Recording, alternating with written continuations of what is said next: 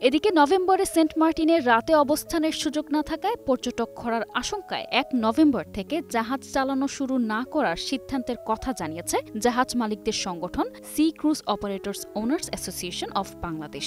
বঙ্গোপসাগরের বুকে ৮ বর্গ কিলোমিটার আয়তনের সেন্ট মার্টিনে গত ১ ফেব্রুয়ারি থেকে পর্যটকদের যাতায়াত বন্ধ রয়েছে। সরকার দ্বীপের পরিবেশ প্রতিবেশ রক্ষায় গত বছর থেকে পর্যটক সীমিত করার সিদ্ধান্ত নেয়। এ সিদ্ধান্তের আলোকে নভেম্বর থেকে জানুয়ারি পর্যন্ত ৩ মাস দ্বীপে পর্যটকেরা ভ্রমণের সুযোগ পাচ্ছেন।